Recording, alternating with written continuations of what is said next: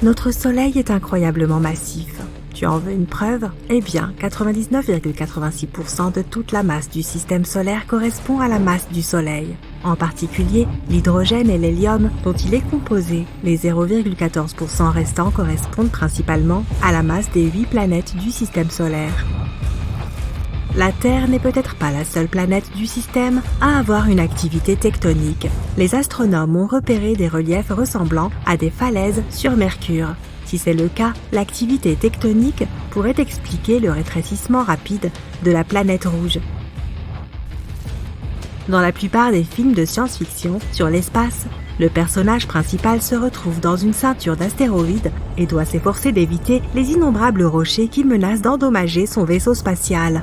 Désolé de te décevoir, mais cela n'a rien à voir avec la réalité. La seule ceinture d'astéroïdes que les astronomes connaissent est située entre Mars et Jupiter. Il y a des milliers d'astéroïdes dans cette région, mais ils sont tellement espacés que les chances de collision sont quasi nulles. La vallée connue sous le nom de Valles Marineris sur Mars est plus de 10 fois plus grande que le Grand Canyon. Et c'est un énième sujet qui intrigue les astronomes, car après tout, Mars n'est pas une planète avec une tectonique des plaques actives. À la surface de Jupiter se trouve une région bizarre qu'on appelle la Grande Tache Rouge. Récemment, les astronomes ont conclu que cette tache est en fait une tempête qui fait rage sur la planète depuis des siècles. Mais il y a environ 20 ans, les scientifiques ont remarqué que cette zone rouge avait commencé à rétrécir. Aujourd'hui, elle ne fait plus que la moitié de sa taille d'antan. Et pourtant, la tache est toujours 1,5 fois plus grande que la Terre. En regardant les étoiles par la fenêtre de ta cuisine, tu te demandes: pourrais-tu envoyer une pizza dans l'espace? Et plus important encore, pourrais-tu encore la manger si elle revenait? Ce sont des questions très importantes.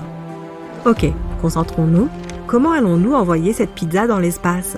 Étant donné que la première navette spatiale de la NASA a coûté environ 49 milliards de dollars, ils ne nous permettront sans doute pas d'emprunter une fusée pour la journée, car ils ont peut-être des choses plus importantes à faire.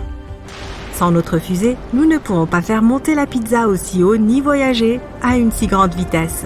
Ok, ils peuvent garder leur fusée. Nous avons à notre disposition un ballon météo qui nous permettra quand même de faire un tiers du chemin vers l'espace en nous amenant dans la zone connue sous le nom de limite de l'espace.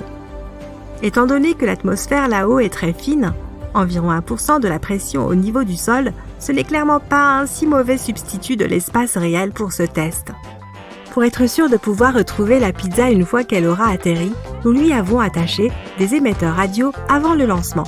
Ceux-ci enverront un signal avec une position GPS au sol qui sera ensuite placée sur une carte pour que nous puissions la suivre, ce qui nous donnera une bonne idée de l'endroit où la pizza se trouvera. Vive la technologie! Et juste comme ça, le moment est arrivé. Nous avons trouvé notre pizza intacte et après quelques moments de câlins passionnés et de caresses affectueuses, nous sommes prêts à en prendre une bouchée.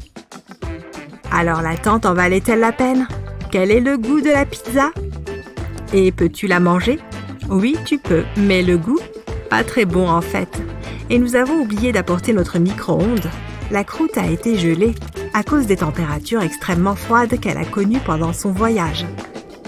Et quand on dit gelé, même le centre de la pâte est glacé. Mais avant même de pouvoir le découvrir, nous remarquons que lorsque nous voulons arracher un morceau de la pizza, il ne se déchire pas comme d'habitude. Au contraire, il se détache comme si on venait de casser un morceau de brindille. On peut même entendre un craquement. Adieu pâte chaude et moelleuse. Il vaudrait mieux garder ça pour le dessert au cas où tu manquerais de glace. À bien y réfléchir, jetons-la tout simplement à la poubelle. Malgré tout, c'est plutôt incroyable que nous ayons pu envoyer cette pizza au bord de l'espace et que nous ayons quand même fini par la manger, non? Nous savons tous que la Terre a une lune, mais il y a 2 autres astéroïdes, 3753 Chryotney et 2002 AA29, qui sont en rotation synchrone avec notre planète. Le premier ne tourne pas vraiment autour de la Terre, mais suit une sorte d'orbite synchronisée avec la planète. C'est pourquoi on dirait qu'il suit la Terre sur une orbite stable, alors qu'en réalité, il a sa propre trajectoire spécifique autour du Soleil. L'autre suit une orbite en fer à cheval autour de notre planète. Sa trajectoire spécifique rapproche cet astéroïde de nous tous les 95 ans. Pourquoi l'atmosphère de notre planète ne s'évapore-t-elle pas dans le vide de l'espace ? Même si nous ne pouvons pas les voir, les molécules de gaz et de vapeur dont se compose notre atmosphère ont toute une masse. En tant que telles, toutes ces molécules ressentent l'attraction gravitationnelle de la Terre, tout comme nous. Elles pourraient s'échapper, c'est vrai, si elles avaient assez d'énergie. Par exemple, si notre planète était plus proche du Soleil, l'atmosphère serait plus chaude et ces molécules pourraient s'échapper plus facilement.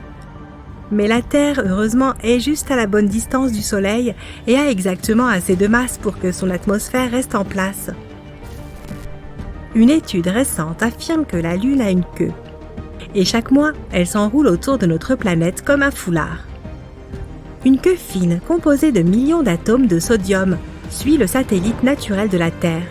Et notre planète la traverse régulièrement de part en part. Les collisions avec les météorites arrachent ces atomes de sodium de la surface de la Lune et les envoient plus loin dans l'espace. Pendant plusieurs jours, chaque mois, la Lune reste entre le Soleil et notre planète. C'est à ce moment-là que la gravité de la Terre récupère cette queue de sodium. Notre planète l'entraîne dans une longue bande qui s'enroule autour de son atmosphère. Cette queue lunaire est totalement inoffensive. Elle est aussi invisible pour l'œil humain, moins 50 fois plus faible que ce qu'il peut percevoir. Mais pendant ces rares journées, les télescopes puissants peuvent repérer sa faible lueur jaunâtre dans le ciel.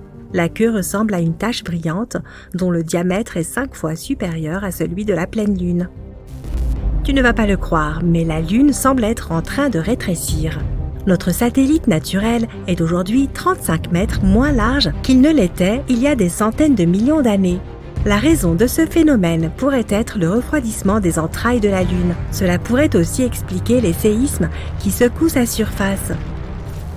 Il s'avère que beaucoup de planètes dans l'univers, et même dans la Voie lactée, ont de l'eau liquide ou gelée. La plus proche se trouve dans notre système solaire. Il s'agit d'Europe, l'une des lunes de Jupiter. Les scientifiques sont presque sûrs que sous sa surface gelée, il y a un véritable océan d'eau. Mais il est trop tôt pour s'emballer au sujet d'une éventuelle vie sur de tels mondes. L'eau liquide n'est qu'un des nombreux éléments qui doivent être réunis pour que la vie apparaisse sur une planète. En 2019, l'atterrisseur InSight de la NASA, dont le but était d'étudier l'intérieur de Mars, a enregistré le tout premier tremblement de Mars. Ces séismes arrivaient rapidement, environ 2 fois par jour, et la plupart d'entre eux étaient minuscules. Tu ne les sentirais même pas s'ils se produisaient sur notre planète. Jusqu'à présent, plus de 300 tremblements de Mars ont été détectés. Ce sont les premiers séismes sur un corps spatial autre que la Terre et la Lune. Un autre phénomène mystérieux découvert par la mission étaient des impulsions magnétiques bizarres. Elles se sont produites chaque jour à minuit autour de l'atterrisseur. On ne sait toujours pas ce que sont ces impulsions. Notre Lune pourrait receler beaucoup plus de poches d'eau que ce que les scientifiques pensaient. Sa surface présente ce qu'on appelle des pièges à froid. Ce sont des zones qui sont dans l'ombre en permanence. Si tu te tenais près de l'un des pôles de la Lune, en particulier le pôle sud, tu verrais de telles ombres partout. Il y a de minuscules pièges à froid, et il y en a des centaines beaucoup plus grands. Ces régions se trouvent dans une obscurité éternelle et pourraient même être restées sans le moindre rayon de soleil pendant des milliards d'années.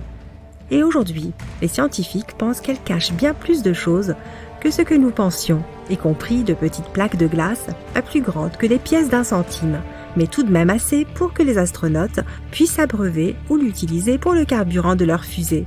La majorité de l'eau pourrait être stockée dans du verre ou quelque part entre des grains de la surface lunaire. Selon une théorie, une énorme partie de la surface de la Lune pourrait être en mesure de stocker de l'eau. Mais il semble impossible de le prouver tant que personne ne s'y rend physiquement ou tant que l'on n'envoie pas de rover qui creuserait sous la surface. La Lune n'est pas entièrement blanche, ni dépourvue de couleurs. Les astronautes d'Apollo qui ont atterri en 1969 ont dit que la Lune était un peu brunâtre.